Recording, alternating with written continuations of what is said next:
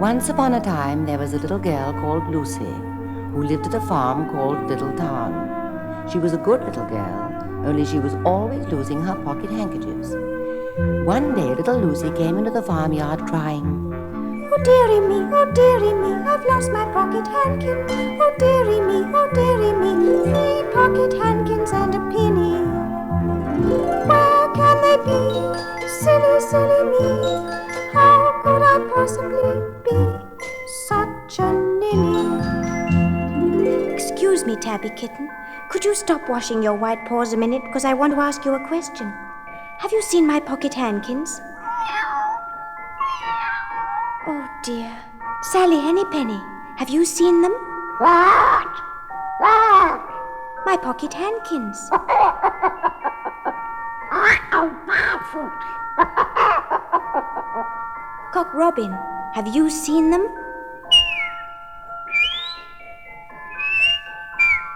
Don't go away. Oh, dear. I'm quite worn out with all this running to and fro looking for my handkins. I'll just have to sit down. Oh, that's better.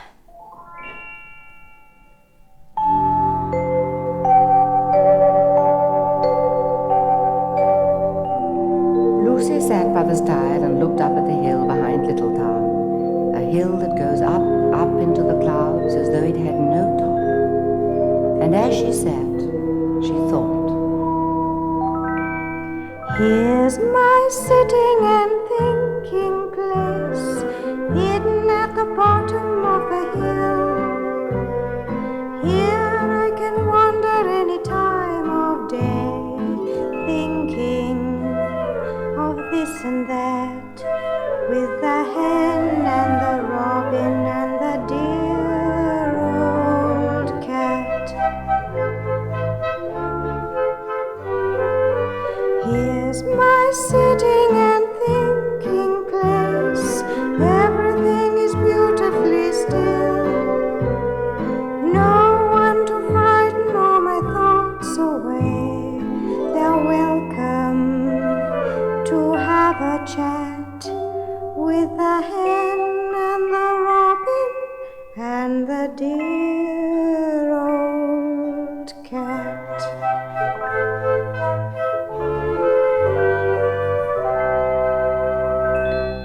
A great way up the hillside, she thought she saw some white things spread on the grass. Lucy scrambled up the hill as fast as her short legs would carry her. Up until Little Town was right away down below.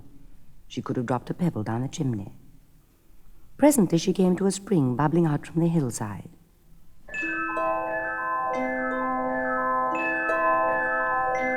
How funny. Someone's put a tin here to catch the water. And it's no bigger than an egg cup. And look at these tiny footprints. They must belong to a very small person.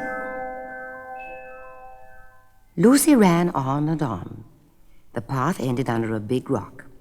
The grass was short, and there were clothes props cut from bracken stems, and a clothesline of plaited rushes, and a heap of tiny clothespins, but no pocket handkerchiefs. But there was something else, a door, straight into the hill, and inside it someone was singing.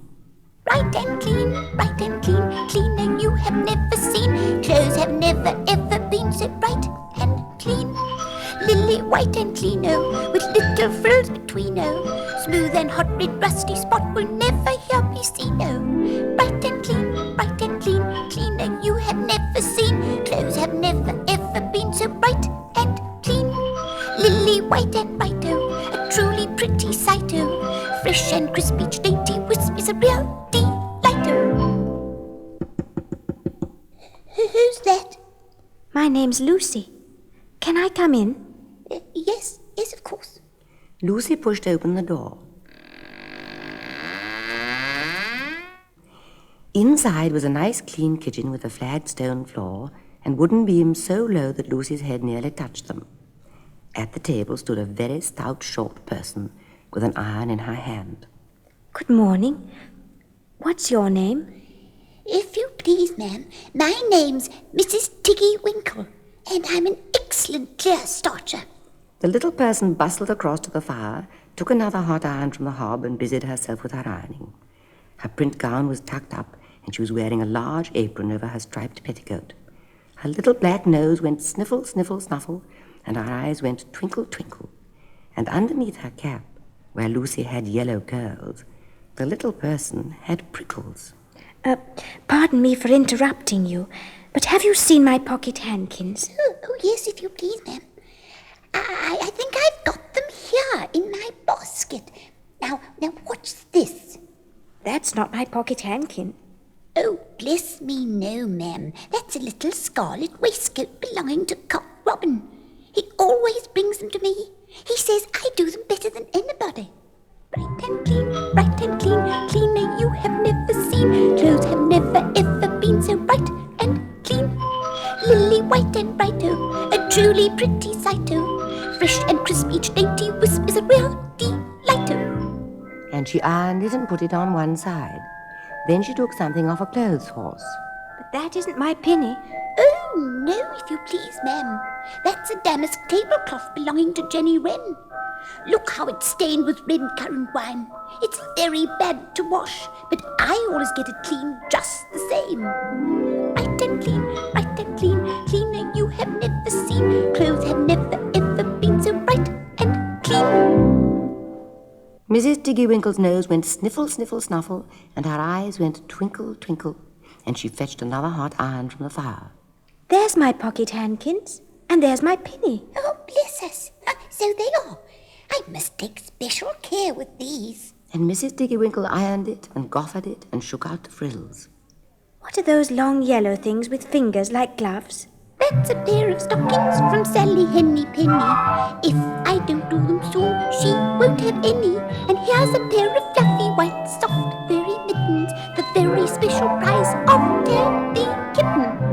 And what are these dear soft fluffy things? Oh, these are the woolly coats belonging to the little lambs. Can they take their jackets off? Oh, if you please, ma'am. Look, there's a sheep mark on the shoulder. They're always marked at washing.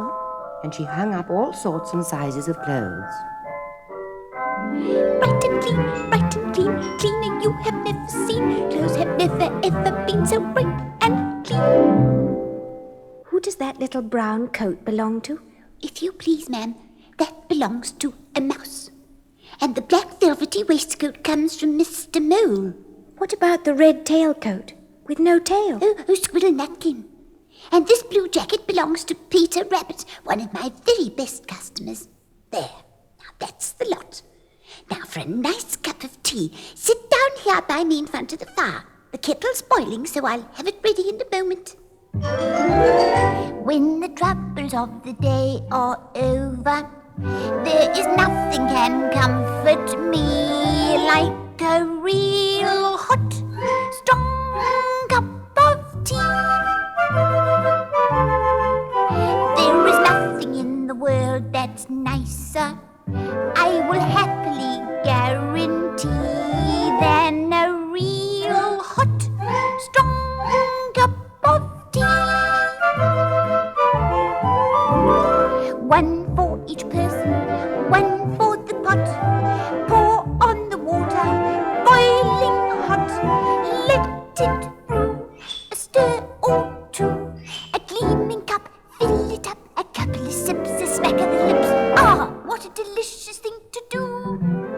It is beautifully satisfying. Oh, what could better be than a real hot, strong cup of tea? When they'd finished their tea, they tied up the clothes in bundles. Lucy's pocket handkerchiefs were folded up inside her clean pinny and fastened with a silver safety pin. Then they made up the fire with turf and came out and locked the door and hid the key under the doorsill. Away down the hill they trotted with the bundles of clothes, and all the way down the path little animals came out of the fern to meet them. The very first that they met were Peter Rabbit and Benjamin Bunny. Oh, here you are, Peter Rabbit. Here's your blue jacket, and here's your handkerchief, Benjamin Bunny. I think I've got rid of the oniony smell. Thank you, Mrs. Tiggy-Winkle. I'm very much obliged. By the time they reached the bottom of the hill, there was nothing left to carry except Lucy's one little bundle. Good night, Mrs. Tiggy-Winkle, and thank you for the lovely, hot, strong cup of... That's funny. Where's she gone? She was here beside me a moment ago. There she is, running up the hill. But where's her white frilled cap and her striped petticoat? And how small and brown she seems, and all covered with prickles. Why, I do believe she's nothing but a hedgehog. Now, some people say that little Lucy had been asleep upon the stile. But then how could she have found 3 clean pocket handkins and a penny pinned with a silver safety pin? Besides, I am very well acquainted with dear Mrs. Tiggy-Winkle. I've seen that door into the back of the hill, and often when I've passed that way, I've heard a little voice singing. When the troubles of the day are over, there is nothing can comfort me like a real hot, strong cup of tea. There is nothing in the world that's nicer, I will happily guarantee, than a real hot, strong cup of tea. One for each person, one for the pot. Pour on the water, boiling hot. Let it brew, a stir or two. A gleaming cup, fill it up. A couple of sips, a smack of the lips. Ah, what a delicious thing to do. It is beautifully satisfying. Oh, what could better be than